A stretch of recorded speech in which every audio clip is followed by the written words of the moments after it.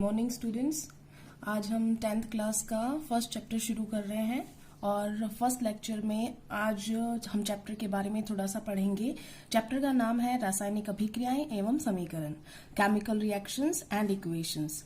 अगर हमें पहले अभिक्रिया पता करनी है तो सबसे पहले अभिक्रिया किन के बीच में होती है, सबसे पहले हमें उन चीजों का पता होना चाहिए, जैसे तत्व क्या होता है, यौगिक क्या होता है। तो आपको पहले भी बताया गया है एलिमेंट को हिंदी में क्या बोलते हैं हम? तत्व। तो एलिमेंट वो होते हैं जो प्योर सब्सटेंस की कैटेगरी में आते हैं और ये बिल्कुल एक ही प्रकार के एटम्स और परमाणुओं से मिलकर बने होते हैं।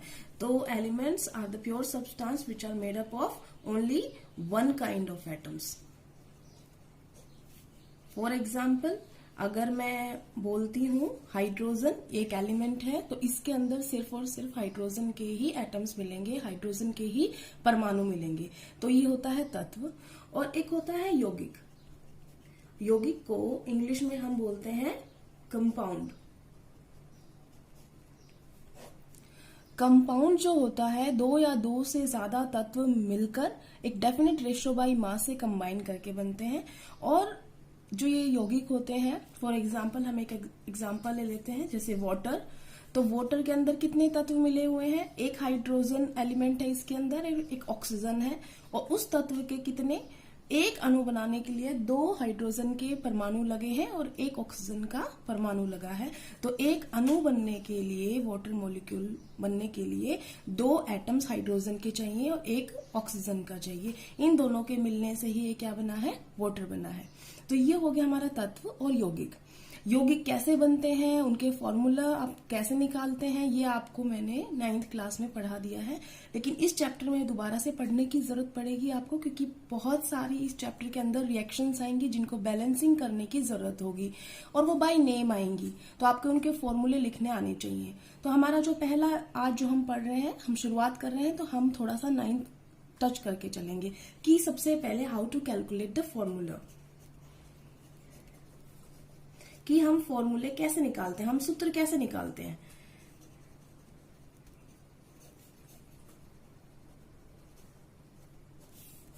फॉर एग्जाम्पल, जैसे आपको दिया गया एल्यूमिनियम क्लोराइड, उसका फॉर्मूला निकालो आप। तो एल्यूमिनियम क्लोराइड के अंदर दो तत्व आपको दिखाई दे रहे होंगे। एक होना चाहिए क्या हमारे पास? एल्यूमिनियम, और एक हमारे पास होना चाहिए क्लोरीन। जैसा मैंने आपको एक बार फॉर्मूला कैलकुलेशन करते वक्त बताया था, आपको सबसे पहले इनके नाम से आपको पता चल गया, आप इनका सिंबल याद रख सकते हैं। और इनका एटॉमिक नंबर है 13 और इसका एटॉमिक नंबर है 17। अब आपको पता होगा ये इनका एटॉमिक नंबर है, परमाणु संख्या है। परमाणु संख्या जितनी होती है उतने ही नंबर ऑफ इलेक्ट्रॉन्स हमेशा होते हैं। तो atomic number will always have equal number of electrons and equal number of protons. तो हमें सिर्फ इलेक्ट्रॉन्स की जरूरत है, हमें इसे एक वैलेंसी निकालनी पड़ेगी फॉर्मूला निकालने के लिए। तो हम इसकी पहले लिखते हैं हम इलेक्ट्रॉनिक कॉन्फ़िगरेशन, इलेक्ट्रॉनिक विन्यास।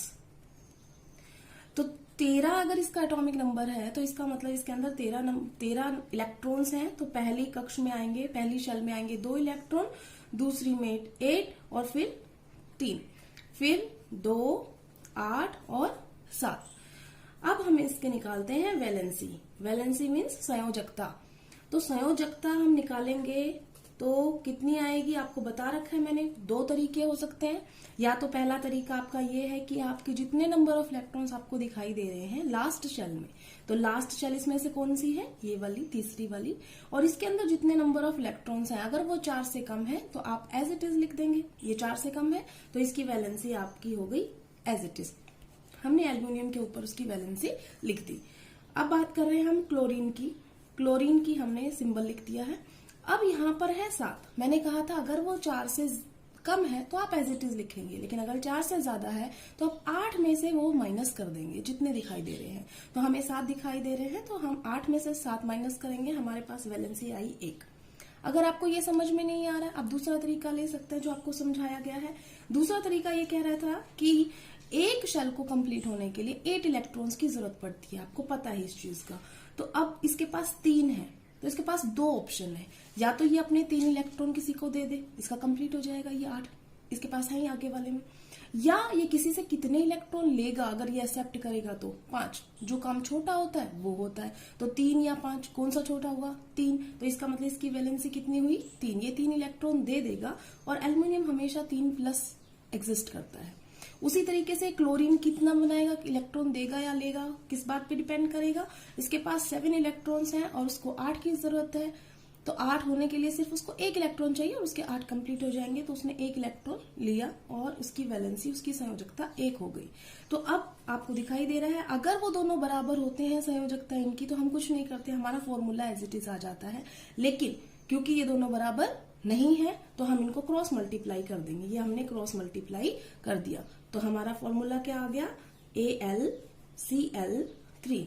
ये हमारा एल्युमिनियम क्लोराइड का फॉर्मूला आ गया। इसी तरीके से आपको फॉर एग्जांपल हम कोई दूसरा कैलकुलेट कर लेते हैं। जैसे आपको दिया गया मान लो बोरोन नाइट्राइड, आपको पहले भी बताया था 1 से 20 की आपको काउंटिंग, एटॉमिक नंबर, उनके सिंबल सब याद होना चाहिए। तो अब दोबारा से आप अपने याद कर लीजिएगा, किसी को याद नहीं हो तो बोरोन के लिए होता है सिंबल B, नाइट्राइड के लिए होता है, नाइट्रोजन का है। तो बोरोन का कितना एटॉमिक नंबर होता है 5, नाइट्रोजन का कितना होता है 7। हम इसकी इलेक्ट्रॉनिक कॉन्फ़िगरेशन लिखेंगे, इलेक्ट्रॉनिक विन्यास, पहली शेल में आएंगे 2 इलेक्ट्रॉन, दूसरी में आएंगे 3 इलेक्ट्रॉन, इसमें पहली में 2, दूसरी में 5। अब आप मुझे बताओ कि इसकी वैलेंसी कितनी आ जाएगी, बोरोन की वैलेंसी कितनी आएगी, 4 से कम दिखाई दे रहा है तो एज इट इज वैलेंसी। और नाइट्रोजन की वैलेंसी कितनी आएगी, 4 से ज्यादा है तो हम 8 में से 5 माइनस कर देंगे। कितना है 8 में से 5 माइनस करने पर 3। दोनों ही बराबर है तो हमारा क्या फॉर्मूला था कि जब दोनों बराबर हो हम कुछ नहीं करेंगे, हम एज इट इज लिख देंगे। ठीक है, इसका एक और एग्जाम्पल कर लेते हैं हम। जैसे फॉर एग्जाम्पल हमें दिया गया कैल्शियम कार्बोनेट।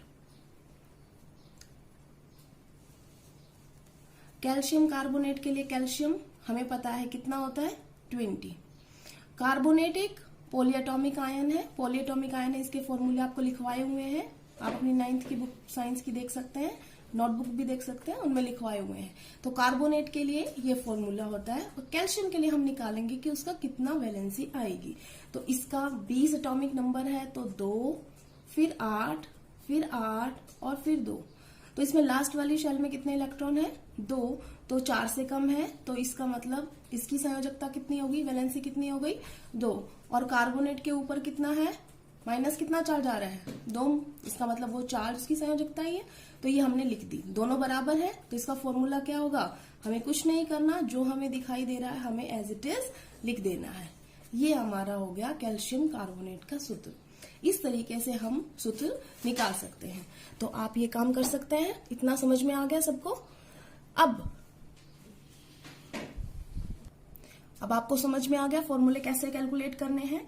तो आपके लिए आज इतना ही। आपने कल जो होमवर्क करना है वो मैं लिख के दे रही हूँ, आपने वो होमवर्क अपना कॉपी में करके व्हाट्सएप कर देना है सब बच्चों ने। तो आपने फॉर्मूले कैलकुलेट करने हैं। मैं आपको फॉर्मूले दे रही हूँ किन के निकालने हैं। पहला है बरीलियम फ्लोराइड। अगर आपको इनमें निकालने में किसी में भी दिक्कत आ रही है तो आप मुझे बता सकते हैं, मैं आपकी हेल्प कर दूंगी। Lithium nitride,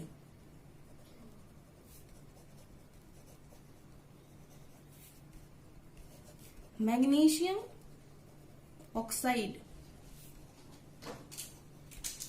sodium sulphide,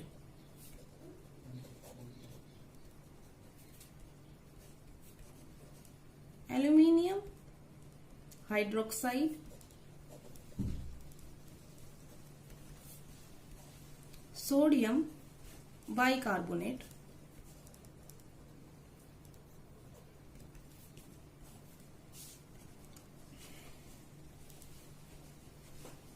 magnesium fluoride,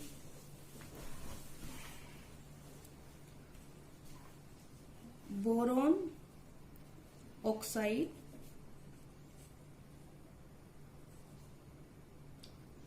silicon oxide,